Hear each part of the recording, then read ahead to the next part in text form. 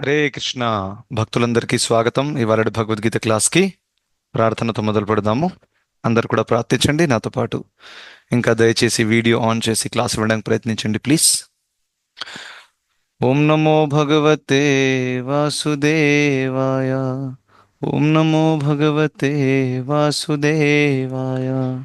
ఓం నమో భగవతే వాసుదేవాయ. ఓం అజ్ఞానతిమిరాంధస్య జ్ఞానాంజనశలాకయా చక్షురున్మిళితం येन తస్మై శ్రీగురవే నమః. నమో విష్ణుపాదాయ కృష్ణప్రేష్ఠాయ భూతలే శ్రీమతే భక్తివేదాంత స్వామిన్నితి నామినే. నమస్తే సారస్వతే దేవే గౌరవాణి ప్రచారిణే నిర్విశేష శూన్యవాది పాశ్చాత్య దేశతారిణే.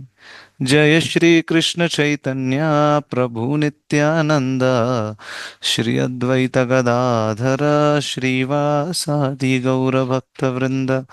हरे कृष्ण कृष्ण कृष्ण हरे हरे, हरे राम राम राम हरे हरे. హరే కృష్ణ. భక్తులందరికీ స్వాగతం ఇవాళ భగవద్గీత క్లాస్కి. సో రీసెంట్గా మీరందరూ కూడా చాలామంది గ్రూప్లో పోస్ట్ చేశారు జన్మాష్టమి సెలబ్రేషన్స్. సో చాలా బాగా చేశారు. ఫొటోస్ కూడా చూశాను నేను. So very nice.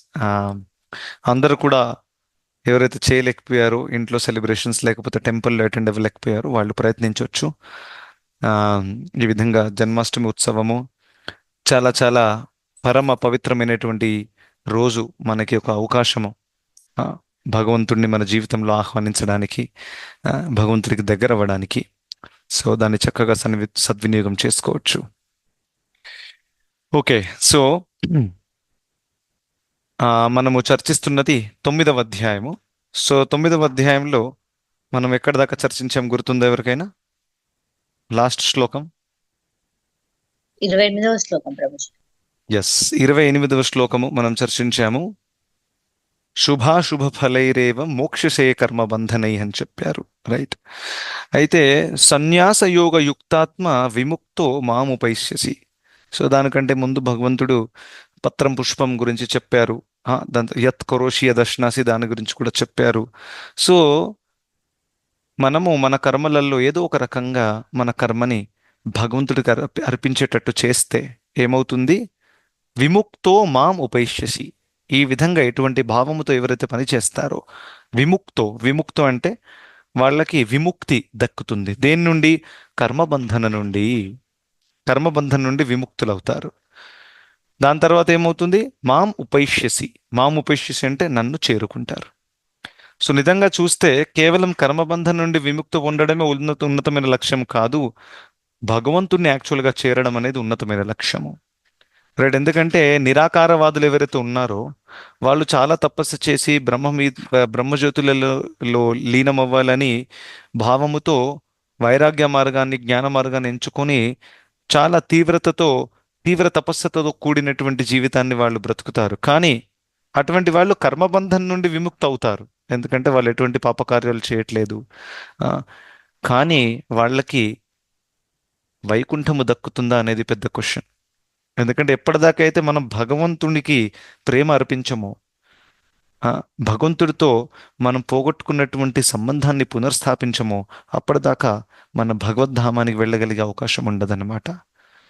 సో అందుకనే బ్రహ్మేతి పరమాత్మితి భగవానితి, ఈ మూడు పరమసత్యాన్ని అండర్స్టాండ్ చేసుకునే మూడు విధాలు ఏవైతే ఉన్నాయో, బ్రహ్మము అంటే బ్రహ్మజ్యోతి, పరమాత్మ అంటే అందరి హృదయంలో ఉన్నటువంటి ఆ భగవంతుడు, మరియు అణువులో ఉన్నటువంటి ఆ భగవంతుడు ఆయనే పరమాత్మ. మూడవది భగవాన్ అంటే ఆ పరమ సత్యం ఒక వ్యక్తి. రైట్. ఎటువంటి వ్యక్తి? ప్రేమ ఇచ్చిపుచ్చుకునేటటువంటి వ్యక్తి. రైట్. ఈ మూడింట్లో భగవాన్ అనేది ఉన్నతమైనటువంటి ఆరాధన. రైట్. సో ఈ భగవాన్ ఆరాధన ఎవరైతే చేస్తున్నారో బేసిక్గా భక్తి మార్గంలో ఉండేవాళ్ళు, అటువంటి వాళ్ళు కర్మబంధం నుండి కూడా విముక్తి అవుతారు. అట్ ద సేమ్ టైం వాళ్ళు భగవద్ధామానికి కూడా వెళ్ళిపోతారు. మాం ఉపైష్యసి చాలా క్లియర్గా ఉంది భగవద్గీతలో. నాకు నా వద్ద చేరుతారు, మాం ఉపైష్యసి అని చెప్తున్నారు. రైట్. సో ఆ శ్లోకం మనం చూసాం 28. ఇప్పుడు ఇవాళ 29వ శ్లోకం మనం చూస్తాము. సో మనలో కొంతమందికి ప్రశ్న రావచ్చు, ప్రభుజీ ఈ విధంగా భగవంతుడు అంటున్నారు, నాకు మీ కర్మను అర్పించండి, నా ప్రసన్నత కోసం సేవ చేయండి, అప్పుడు నాకు చేరుతారు. మరి ఎవరైతే చేయట్లేరో, మరి వాళ్ళకి ఎటువంటి అవకాశం లేదు కదా మీ దగ్గరకు చేరడానికి. రైట్. మరి మీరు వాళ్ళతో ఎందుకు పక్షపాతం చేస్తున్నారు? రైట్. వాళ్ళని కూడా భగవద్ధామానికి చేర్చాలి మీరు. పక్షపాతం అవుతుంది కదా ఇది. ఎవరైతే మిమ్మల్ని ఆరాధిస్తున్నారో వాళ్ళకే మీరు ఆ గమ్యాన్ని ఇస్తున్నా అంటున్నారు, అందరు మీ పిల్లలు కాదా? మరి అందరికి ఎందుకు ఈ ఆప్షన్ ఇవ్వట్లేరు అనే ఒక ప్రశ్న కూడా మనకి రావచ్చు. సో ఆ ప్రశ్నకి జవాబు 29వ శ్లోకంలో చెప్తున్నారు. ప్రశ్న అర్థమైంది కదా అందరికీ? సో ఆన్సర్ చూడండి, 29వ శ్లోకంలో చదవాలనుకునే వాళ్ళు దయచేసి హ్యాండ్ రైజ్ చేయండి. 29వ శ్లోకం చాలా మంచి ఇంట్రెస్టింగ్ శ్లోకం ఇది కూడా. ఎస్, ఎవరు చదువుతారు? అనంతలక్ష్మి మాత చదవండి.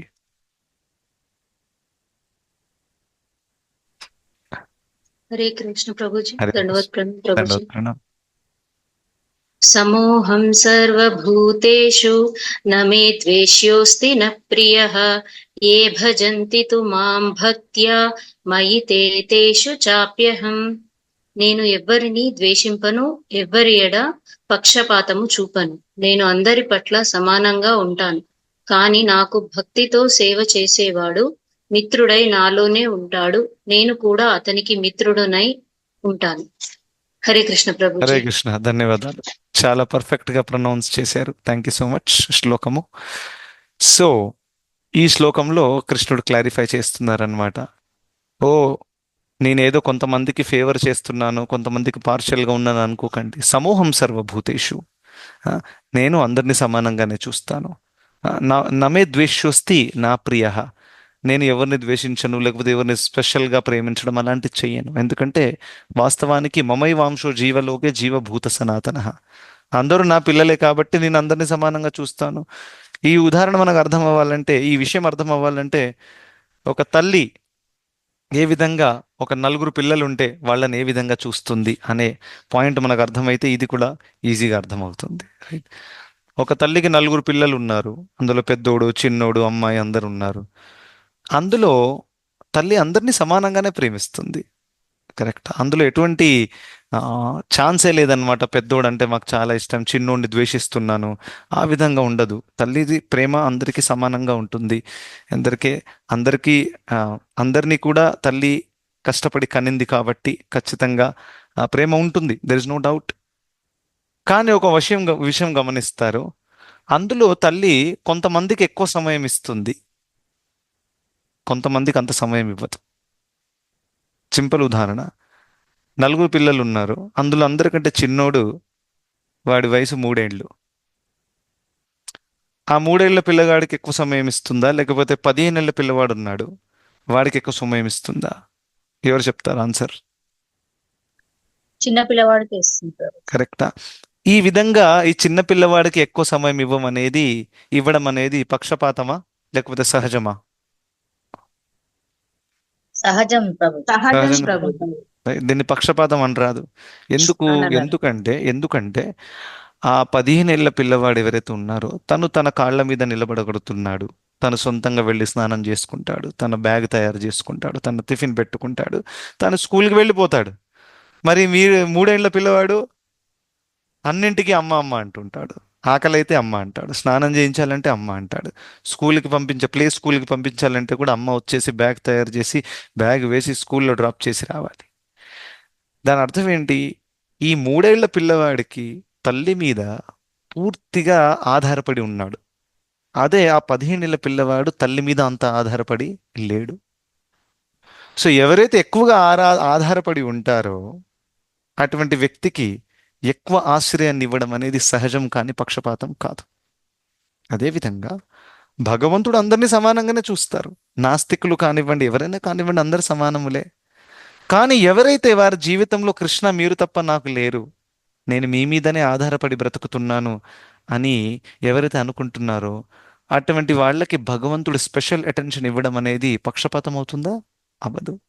ఎందుకంటే మీరే నాకు సర్వస్వము, మీరు తప్ప మాకు ఏది లేదు అని అన్నప్పుడు కృష్ణుడు ఆ విధంగానే స్పందిస్తారు. ఇది పక్షపాతం కాదు. సో మీరే నాకు సర్వస్వము, మీరు తప్ప నాకు ఎవరు లేరని ఎవరంటారు? భక్తులు అంటారు. రైట్. సో భక్తులకి భగవంతుడు స్పెషల్ అటెన్షన్ ఇస్తారు. కానీ అది స్పెషల్ అటెన్షన్ పక్షపాతం కాదు, అది సహజము. ఎందుకంటే భక్తులకి కృష్ణుడు తప్ప వేరే ఏమీ తెలీదు కాబట్టి. ఏ విధంగానైతే 3 ఏళ్ల పిల్లవాడికి తల్లి తప్ప వేరేది తెలీదు కాబట్టి తల్లి సమయాన్ని ఇస్తుంది. రైట్. సో ఇది పక్షపాతం కాదు. అదే విషయం ఇక్కడ భగవంతుడు చెప్తున్నారు. ఏం చెప్తున్నారు చూడండి. నేను ఎవరిని ద్వేషించను, నేను ఎవరిని పక్షపాతం చేయను, నేను అందరి పట్ల సమానంగా ఉంటాను. కానీ నాకు భక్తితో సేవ చేసేవాడు మిత్రుడై ఉంటాడు, ఇంకా నేను కూడా తనకు మిత్రుడై ఉంటాను. భక్తితో సేవ చేసేవాడు అంటే తను కృష్ణుడిని సర్వస్వంగా భావించాడు కాబట్టి, తనకి వేరే ఆప్షన్ లేదు, కృష్ణుడినే శరణాన్ని తీసుకున్నాడు కాబట్టి అటువంటి వ్యక్తికి భగవంతుడు ఏం చేస్తారు? అటువంటి స్పందన ఇస్తారు, అటువంటి రక్షణ కలిగిస్తారు. రైట్. ఇది పక్షపాతం కాదు. నేను ఒకసారి రీసెంట్గా ఇక్కడ అబిడ్స్ టెంపుల్లో క్లాస్ ఇస్తున్నాను అనమాట. సో అక్కడ ఒక వ్యక్తి నన్ను ప్రశ్న అడిగారు క్లాస్ తర్వాత. ప్రభుజీ, నేను క్లాస్లో ఒక పాయింట్ చెప్పాను, మీరందరూ కూడా ఇక్కడ రాధా మదన్ మోహన్ టెంపుల్కి వచ్చారు, మీరు భగవంతుడి ఆశ్రయాన్ని తీసుకుంటున్నారు, ఆరాధిస్తున్నారు, భగవంతుడు ఖచ్చితంగా మీ మీద స్పెషల్ కృప చూయిస్తారు అని చెప్పాను. ఉం? అయితే ఆ వ్యక్తి ఏమడిగారంటే, ప్రభుజీ, మేము వచ్చాము కాబట్టి మాకు స్పెషల్ కృప చూయిస్తున్నారు అని అంటున్నారు, మరి ఈ లోకంలో ఎంతో మంది భగవంతుడి దగ్గర రావట్లేరు, మరి వాళ్ళ మీద భగవంతుడు ఎందుకు కృప చూపించట్లేదు? ఇది పక్షపాతం కాదా? వాళ్ళ మీద కూడా కృప చూపించాలి కదా అని ఆ విధంగా అడిగారనమాట. రైట్. సో మనం చూస్తాము, నేను ఆన్సర్ చెప్పాను. ఏం చెప్పానంటే, యాక్చువల్గా భగవంతుడు అందరి మీద కృప చూపిస్తున్నారు. ఎవరైతే భగవంతుడి దగ్గర రావట్లేదో, భగవంతుడు వాళ్ళకి అన్నం ఇవ్వట్లేదా, భగవంతుడు వాళ్ళకి నీళ్లు ఇవ్వట్లేదా, తాగడానికి ఆక్సిజన్ ఇవ్వట్లేదా, ఇవన్నీ కూడా భగవంతుడు సప్లై చేస్తేనే వాళ్ళు బ్రతకగలుగుతున్నారు. వాళ్ళు ఒక్కసారి కూడా భగవంతుడి దగ్గర రావట్లేరు. నాస్తికులు ఉన్నారు చాలా మంది, పాపకార్యాలు చేసే వాళ్ళు కూడా ఉన్నారు. వాళ్ళు భగవంతుడి గుమ్మం కూడా రారు, అక్కడ కాళ్ళు కూడా పెట్టరంటారు కదా, ఆ విధంగా ఉన్నారనమాట. అటువంటి వాళ్ళకు కూడా భగవంతుడు ఆక్సిజన్ ఇస్తున్నారు, అటువంటి వాళ్ళకు కూడా భగవంతుడు తాగడానికి నీళ్ళు ఇస్తున్నారు, అన్నీ ఇస్తున్నారు. రైట్. సో ఎక్కడ పక్షపాతం చేశారు? చేయలేదు. రైట్. అప్పుడు కానీ ఒక విషయంలో పక్షపాతం ఉంది. అంటే పక్షపాతం అంటే నెగిటివ్ సెన్స్లో కాదు, పక్షపాతం అంటే స్పెషల్ అటెన్షన్. ఆ విధంగా ఆలోచించవచ్చు. భగవంతుడు స్పెషల్ కృపని ఇస్తారు అని చెప్పినప్పుడు ఏమి ఇస్తారు? ఆధ్యాత్మిక కృపని ఇస్తారని చెప్తున్నాం. అది మాత్రం వీళ్ళకి రావాలి. కరెక్ట్. ఎవరైతే ఏది అడగలేదో వాళ్ళకి ఇవ్వడం వేస్ట్ కదా. ఒక నాస్తికుడు ఉన్నాడు, తనేమైనా అడిగాడా, కృష్ణ మీ కృప నాకు కావాలని? మరి అటువంటి వ్యక్తికి కృప ఇస్తే ఎటువంటి ప్రయోజనం అయినా ఉంటుందా? ఉండదు. సో భగవంతుడు స్పెషల్ కృపను ఇస్తారు ఎవరైతే తన మందిరానికి వస్తారు, తన భక్తి చేస్తారు అని అన్నప్పుడు దాని అర్థం ఏంటి? భగవంతుడు ఆధ్యాత్మిక కృపనిస్తారు. ఎందుకంటే భౌతికంగా భగవంతుడు అందరికీ వాళ్ళ కర్మానుసారంగా ఇస్తున్నారు. మీరు భక్తులు అవ్వండి, భక్తులు కాకపోవండి. కరెక్టా కాదా? సో అక్కడ ఎటువంటి పక్షపాతము లేదు. రైట్. పశువులు భక్తి చేస్తున్నాయా? పశువులు కృష్ణుడి దగ్గరకు వస్తున్నాయా? మరి వాళ్ళ కడుపు నిండా గడ్డి దొరకట్లేదా? వాళ్ళ కడుపు నిండా చిన్న పశువు, ఒక ఆవుకి, చిన్న ఆవు పుట్టగానే తనకి పాలు, ఆ, తల్లి దగ్గర, దాని కొంచెం పెద్దవగానే గడ్డి, ఇదంతా అవైలబుల్గా లేవా? మీకు తెలుసు ఏనుగు ఎన్ని ఎన్ని కిలోల గడ్డి తింటుంది? 100ల కిలోల గడ్డి తింటుంది రోజు. దానికి వందల కిలోల గడ్డి భగవంతుడు ఇవ్వట్లేరా? ఇస్తున్నారు కదా. మానవులే కాదు, అందరికీ భగవంతుడు భౌతికంగా అన్ని సప్లై ఇస్తున్నారు కర్మని బట్టి. అక్కడ ఎటువంటి పక్షపాతం లేదు. రైట్. కానీ ఆధ్యాత్మిక కృప ఎప్పుడు వస్తుందో దాని విషయము, అక్కడ భగవంతుడు ఎవరైతే ఆ కృపని అడుగుతున్నారో అటువంటి వాళ్ళకే ఇస్తారు. రైట్. ఇందులో కూడా ఒక పాయింట్ ఉంది. ఫర్ ఎగ్జాంపుల్, ఎవరైనా ఆధ్యాత్మిక కృప అడగలేదనుకోండి, వాళ్ళకి కూడా ఇస్తే బాగుంటుంది కదా ప్రభుజీ. మరి వాళ్ళకి ఇస్తే దాని సద్వినియోగం వాళ్ళు చేసుకోరు. రైట్. ఇస్తున్నారా లేదా? మందిరాలు ఉన్నాయి కదా, ఓపెన్గా ఉన్నాయి, వెళ్ళొచ్చు, వెళ్తున్నారా? అంటే వాళ్ళే సద్వినియోగం చేసుకోవట్లేరు. భగవద్గీత ఉంది, చదువుతున్నారా? వాళ్ళే సద్వినియోగం చేసుకోవట్లేరు. సరే, అది అంతా కాకుండా భగవంతుడు పూర్తిగా కరుణామయుడు అయిపోయి వాళ్ళని లాగి భగవద్ధామానికి తీసుకెళ్ళాలి. అది చేయొచ్చు కదా కృష్ణుడు. అదెందుకు చేయట్లేరు? అలా చేస్తే ఏమవుతుంది? లాగి భగవద్ధామానికి తీసుకెళ్లారు. అక్కడ వెళ్ళి ఆ వ్యక్తి ఏం చేస్తాడు? అక్కడ కూడా సినిమా ఎక్కడుంది, క్రికెట్ ఎక్కడుంది, చికెన్ బిర్యానీ ఎక్కడుంది వెతుకుతాడు. ఎక్కడ? వైకుంఠంలో. అవన్నీ దక్కుతాయి అక్కడ? దక్కవు. రైట్. అదంతా చూసి కృష్ణుడు ఏమంటారు ఆ వ్యక్తి, నన్ను ఎందుకంది ఇక్కడ తీసుకొచ్చారు? ఇక్కడ ఏమీ లేదు, ఎంటర్టైన్మెంట్ లేదు, ఏమీ లేదు, అందరూ మీ చుట్టూ తిరుగుతున్నారు, హరే కృష్ణ హరే కృష్ణ అంటున్నారు, నన్ను ఇక్కడికి వద్దు, నన్ను మళ్ళీ హైదరాబాద్ తిరిగి పంపించేసేయండి అంటారా లేదా? చాలా సింపుల్, అంటారు. రైట్. ఒకసారి ఇలాగే ఒక మాతాజీ క్లాస్కి వచ్చేదనమాట. సో ఆమె 2-3 మంత్స్ వచ్చింది, చాలా బాగా భక్తి చేస్తుంది. వాళ్ళ పిల్లోళ్ళని తీసుకురావాలని ప్రయత్నించింది. సో పిల్లోళ్ళకి ఎటువంటి ఈ ఆధ్యాత్మిక కల్చర్ దక్కలేదు. వాళ్ళు రాను రాను అని చెప్పారు. రైట్. మళ్ళీ క్లాసు ఎంట్రీ నుంచి దూరం చాలా బలవంతంగా లాగి తీసుకొచ్చేసింది. వాళ్ళు పూర్తిగా బోర్ అయిపోయారు హాఫ్ అన్ అవర్లో. ఇక ఇంటికి వెళ్దాం ఇంటికి వెళ్దాం ఇంటికి వెళ్దాం అని మొండి చేశారనమాట. పాపం ఆవిడ క్లాస్ మధ్యలో ఇంటికి వెళ్ళాల్సి వచ్చింది పిల్లల్ని తీసుకొని. ఏం జరిగింది ఇక్కడ? రైట్. ఈ విధంగా బలవంతంగా ఒకవేళ భగవంతుడు తీసుకెళ్ళినా కానీ, అరే ఇక్కడ ఏది నాకు నచ్చట్లేదు, నా ఎజెండాలో ఉన్నటువంటిది ఏది కూడా ఎక్కడ లేదని మళ్ళీ తిరిగి వెళ్ళిపోతారా లేదా? అదేవిధంగా ఎవరికైతే ఆ కృప వద్దనుకుంటున్నారో అటువంటి వాళ్ళకి ఇస్తే పరిస్థితి ఇదే, వాళ్ళు మళ్ళీ కిందికి వచ్చేస్తారు. అందుకని అటువంటి వాళ్ళకి భగవంతుడి కృప ఇవ్వరు. సో ఎవరైతే భగవంతుని ఆరాధిస్తున్నారో వాళ్ళకి అపారమైనటువంటి కృప అవైలబుల్గా ఉంది. కానీ ఒక ఇంట్రెస్టింగ్ విషయం తెలుసా? కృష్ణుడు ఎంత కరుణామయుడు అంటే అటువంటి వాళ్ళని కూడా వదలడు కృష్ణుడు. ఎవరైతే నేను కృష్ణుడు అనుకుంటారు, ఈయన నా దగ్గరకు రావట్లేదు, మరి అయినా కానీ నేను కృపను ఇవ్వాలని కోరుకుంటున్నాను అని భగవంతుడు ఎదురు చూస్తుంటారు. ఎవరి ద్వారా పంపుతారో తెలుసా? భక్తుల ద్వారా పంపుతారు. నేను డైరెక్ట్గా వెళ్తే వాడికి నచ్చదు. రైట్. నా దగ్గరికి రాడు. సరే, నా భక్తులని ప్రేరేపించి వాడి దగ్గరకు తీసుకెళ్తాను. ఆ విధంగా ఎవరో ఒక భక్తులు వెళ్ళి అటువంటి నాస్తికులను లేకపోతే వాళ్ళని కలవడము జరుగుతుంది. ఇంకా వాళ్ళు కూడా భక్తుల్లాగా మారడం జరుగుతుంది. రైట్. ఇప్పుడు రత్నాకరుడు ఉన్నాడు, తను దొంగతనం చేస్తున్నాడు, పాపకార్యం చేస్తున్నాడు. ఆ, ఇక డైరెక్ట్గా వచ్చి భగవంతుడు నేను కృప ఇస్తానంటే తీసుకుంటాడా? తీసుకోడు. భగవంతుడి మీద తనకు ఆ శ్రద్ధే లేదు. మరి నా మాట వినట్లేదు రత్నాకరుడు అని ఎవరిని పంపారు? నారద మునిని పంపారు. సో నారద ముని వెళ్ళి చాలా తెలివితో ఆ రత్నాకరుణ్ణి వాల్మీకిలాగా మార్చేశారు. ఒక్కసారి ఆలోచించండి. ఇది నారద ముని చేయగలిగారు అనమాట. రైట్. సో ఇటువంటి కార్యాలు భగవంతుడు భక్తులకు అందిస్తారనమాట. రైట్. పాశ్చాత్య దేశంలో కృష్ణ భక్తి ప్రచారం చేయాలి, భగవంతుడు డైరెక్ట్గా వెళ్తే హరే అవుతుందా? కృష్ణ అవ్వదు. ప్రభుజీ. ఎస్, హరే కృష్ణ చెప్పండి. ప్రభు. నమస్తే. అది ఆధ్యాత్మికంగా ఎదగాలన్నా భౌతికంగా ఎదగాలన్నా కోరికలు కోరుకుంటేనే భగవంతుడు తీరుస్తాడు. అంటే ఆధ్యాత్మిక కోరికలైనా భౌతిక కోరికలైనా మనము కోరుకుంటేనే భగవంతుడు తీరుస్తాడు. ప్రశ్న అడుగుతున్నారా మీరు? ఆ, అదే ఓకే, ఇప్పుడు అంటే అర్థమైంది మీ ప్రశ్న. యాక్చువల్లీ భౌతిక కోరికలు ఎలా ఉంటాయంటే, భౌతిక కోరికలు ప్రత్యేకంగా మనము కోరుకోకున్నా కానీ మనకి భౌతిక సౌకర్యాలు ఇంకా రీసోర్సెస్ అన్ని కూడా దక్కుతాయి. ఎందుకంటే అది మన కర్మని బట్టి ఉంటుంది. రైట్. సో అందులో ఒక వ్యక్తి కోరుకోకున్నా కానీ ధనవంతుడి కుటుంబంలో పుడతాడు. రైట్. ఎందుకంటే మనం కూడా పుడుతున్నప్పుడు మనకు ఎవరు ఆప్షన్ ఇవ్వలేదు. ఎక్కడ పుట్టాలన్నది మీకు? నిజాంపేటలో పుడతారా, హైదరాబాద్లో ఎక్కడ ఎటువంటి ఆప్షన్ ఎవరు ఇవ్వలేదు మనకి. పుట్టాము ఎందుకంటే కర్మనా దైవనేత్రేణ జంతుర్ దేహోపపత్తయే, ఆ విధంగా చెప్పారు. సో భౌతిక కోరికలు ఏవైతే ఉన్నాయో అది ఒకవేళ మన కర్మలో రాసి ఉంటే మనం కోరుకోకున్నా కానీ అది వస్తుంది. ఏ విధంగా అయితే దుఃఖము మనం కోరుకోకున్నా కూడా వస్తుంది. దుఃఖం కోరుకుంటారు ఎవరైనా? ఇక్కడ కోరుకోరు, కానీ వస్తుంది కదా. అదేవిధంగా సుఖం కూడా వచ్చేస్తుంది కోరుకోకుండా. భౌతిక ఫెసిలిటీస్, సుఖం కానివ్వండి. ఫర్ ఎగ్జాంపుల్, ఒక వ్యక్తికి మంచి ఆరోగ్యం ఉంటుంది. ఆ ఆ వ్యక్తి ఎంత ఎక్స్ట్రా తిన్నా కానివ్వండి, లేకపోతే ఏ ఎక్సర్సైజ్ చేయడం అయినా కానీ ఆయనకు మంచి ఆరోగ్యం, ఎటువంటి ప్రాబ్లం లేదు. ఆ, తను ఏమన్నా స్పెషల్ ఏమైనా చేస్తున్నాడా? ఎప్పుడెప్పుడు ఏం స్పెషల్ చేయట్లేదు, కానీ ఆ బాడీ అలాగ ఉందన్నమాట, ఆ శరీరమే అలా తయారైంది ఆయనది. కానీ కొంతమంది ఆ, రోగాలతో కూడిన శరీరం ఉంటుంది. వాళ్ళు ఎంత మంచి ఫుడ్ కంట్రోల్ చేసినా, ఎంత డైట్ ఫాలో చేసినా కానీ చిన్నది ఏదైనా అవ్వగానే పెద్ద రోగం వచ్చేస్తుంది.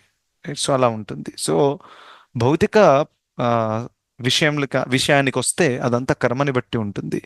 కానీ ఆధ్యాత్మికం ఏదైతే ఉంటుందో అది కోరిక ద్వారానే అవుతుంది. ఇది ఇంపార్టెంట్. ఒకవేళ మనం కోరుకోవట్లేదు అనుకోండి, అది జరగదు. ఉమ్, ఆ కోరిక చిన్న కోరిక అవ్వచ్చు. నేను శుద్ధ భక్తుడిని అవ్వాలని కోరుకోవాలని అవసరం లేదు.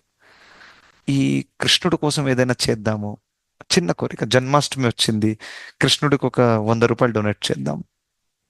చిన్న కోరిక.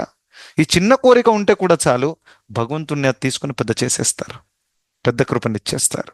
రైట్. ఇప్పుడు ఇది కూడా లేదనుకోండి ఒక వ్యక్తికి, అయితే భగవంతుడు 2 ఆప్షన్ ఇచ్చారు. ఏంటి? సరే, నా పట్ల ఆకర్షణ లేదు, నా పట్ల ఎటువంటి కోరిక, ఆధ్యాత్మిక కోరిక వ్యక్తం చేయట్లేదు, సరే నా భక్తుల పట్ల అయినా కొంచెం ఆకర్షణ పెంచుకో.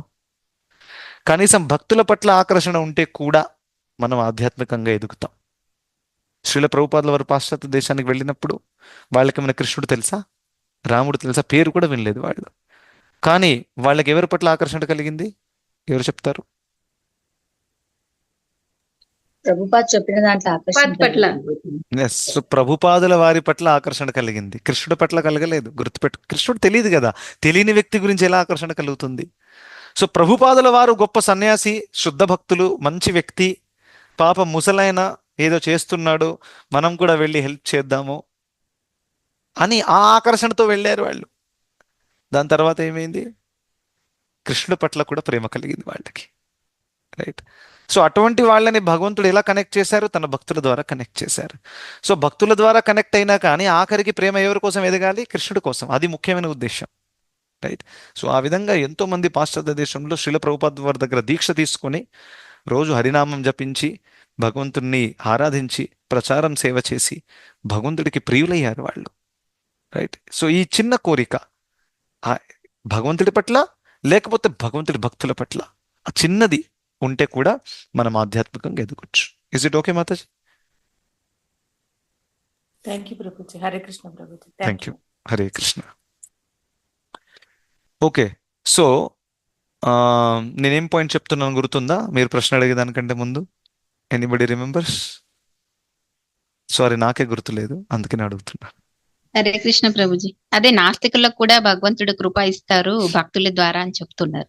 Yes, correct. ఎవరైతే భగవంతుడి దగ్గర డైరెక్ట్ గా రాను అని అనుకుంటున్నారో, రైట్, అటువంటి వాళ్ళకి వేరే వ్యక్తి ద్వారా కృపనిప్పిస్తారు. రైట్. ఇప్పుడు మీరే ఉన్నారు, మీరు మీ అమ్మాయికి నేర్పిస్తున్నారు రోజు ట్యూషన్స్, కానీ చాలా మటుకు అది వర్కౌట్ అవ్వదు మెనీ టైమ్స్. సో మనం ఏం చేస్తాం? ట్యూషన్ టీచర్ దగ్గర పంపుతాం. అరే మీకు వచ్చు, మీరు నేర్పొచ్చు, అయినా కానీ మనం ట్యూషన్ టీచర్ దగ్గర పంపుతాం. ఎందుకంటే మన మాట డైరెక్ట్గా వినట్లేదు కాబట్టి వేరే వాళ్ళ ద్వారా చెప్పిస్తాము. అదే జ్ఞానం. రైట్.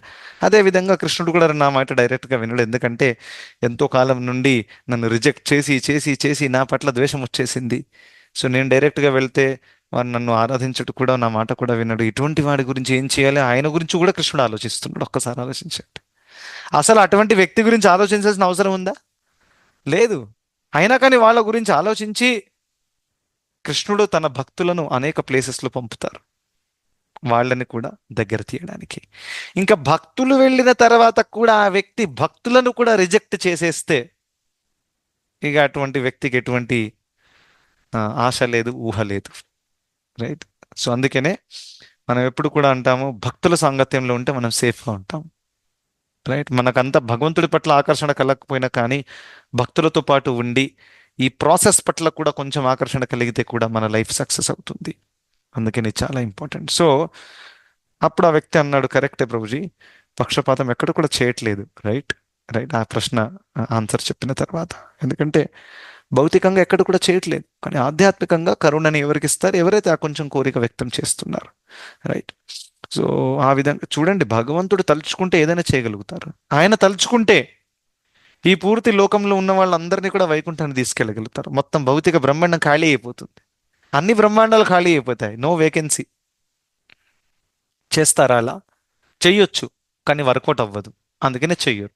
ఏం వర్కౌట్ అవ్వదు? మళ్ళీ వాళ్ళు తిరిగి వచ్చేస్తారు, ఇక్కడ బాగాలేదని. రైట్. సో అందుకనే ఇది కంటిన్యూ అవుతూ ఉంటుంది. రైట్. అందుకనే భౌతిక జగత్తు ఎల్లప్పుడూ ఎవరైనా ఒక జీవాత్మలు ఇక్కడ ఉంటారు ఖచ్చితంగా, అది ఖాళీ అయిపోదు. రైట్. ఎంతో మంది వారి స్వేచ్ఛను దుర్వినియోగం చేయడానికి రెడీగా ఉన్నారు కాబట్టి. రైట్. సో అందుకనే భగవంతుడు పక్షపాతం ఎప్పుడు కూడా చెయ్యరు.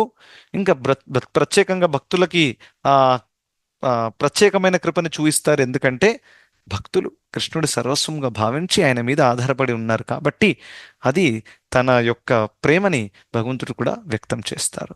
సో ఇది ఒక అండర్స్టాండింగ్. ఇప్పుడు అర్జునుడి కేసులో, దుర్యోధనుడి కేసులో కూడా కృష్ణుడు ఈక్వల్ ఆపర్చునిటీ ఇచ్చారు, ఒప్పుకుంటారా? ఎందుకంటే కృష్ణుడు ఇద్దరికి రిలేటివ్ అవుతారు, ఇద్దరితో రక్త సంబంధం ఉంది. మరి అర్జునుడు నా ఫేవరెట్ అని అనుకోలే అలా. తను అన్నాడు, నేను ఎవరి సైడ్లో ఉండాలి చెప్పండి, రైట్? కావాలంటే దుర్యోధన నీ రథాన్ని కూడా నడుపుతాను, ఆ దానికి కూడా రెడీగా ఉన్నారు. అర్జున నీ రథాన్ని కూడా నడుపుతాను, మీరు ఎంచుకోండి. దుర్యోధనుడు ఎంచుకోలేదు, ఆల్దో ఆయనకు ఫస్ట్ ఆప్షన్ ఇచ్చారు ఎంచుకోవడానికి. సో తన కృష్ణుడు వద్దని అన్నారు, కానీ అర్జునుడు కృష్ణుడు కావాలని అన్నారు. అందువల్ల కృష్ణుడు అర్జునుడు సైడ్లో వెళ్ళారు, కృష్ణుడు గెలిచాడు. సో ఇందులో పక్షపాతం ఎలా ఉంది? అర్జునుడి సైడ్లో ఉన్నప్పటికీ ఉంటే మరి అర్జునుడికి హెల్ప్ చేయాలి కదా కృష్ణుడు, ఎందుకంటే అర్జునుడు ఎంచుకున్నాడు కాబట్టి, రైట్? సో ఆ విధంగా ఎప్పుడు కూడా మనం అనుకోకూడదు భగవంతుడు ఎందుకంటే దుర్యోధనుడు కూడా భగవంతుడి అంశమే. తను ఏదో పాపాత్ముడు కాబట్టి తనని ఏదో పర్మనెంట్గా బ్యాన్ చేయలేదు కృష్ణుడు. ఆ పాపాత్ముడు అని చెప్పినప్పుడు అది టెంపరీ సిచ్యువేషన్. ఆ సమయంలో ఆ వ్యక్తి పాపం చేస్తున్నాడు, కానీ ఆఖరికి అందరూ కూడా భగవంతుడి అంశములము. న్యాచురల్ పొజిషన్లో అందరు శుద్ధ భక్తులే. ఎప్పుడైతే భౌతిక జగత్తులో వచ్చి భౌతిక ప్రభావంలో ఎప్పుడైతే వ్యక్తి పడిపోతాడో అప్పుడు ఈ విధంగా పాప ప్రవృత్తులు ఇవన్నీ కూడా వస్తాయన్నమాట. సో అది పట్టి ఎవరిని జడ్జ్ చేయకూడదు, రైట్? ఇవాళ ఒక వ్యక్తి పాపం చేస్తున్నాడేమో, తను రేపు శుద్ధ భక్తుడిగా మారచ్చు, రైట్? సో అటువంటి వ్యక్తి పట్ల ఎలా అపరాధం చేయగలుగుతాం మనం, రైట్? సో అందుకనే భగవంతుడు అందరికీ ఆపర్చునిటీ ఇచ్చారు తన వైపు తిరగడానికి, ఇంకా భక్తి చేయడానికి. అది ఎవరైనా సద్వినియోగం చేసుకోకపోతే అది వారి దౌర్భాగ్యం అవుతుంది, కానీ భగవంతుడి పక్షపాతం అవ్వదు.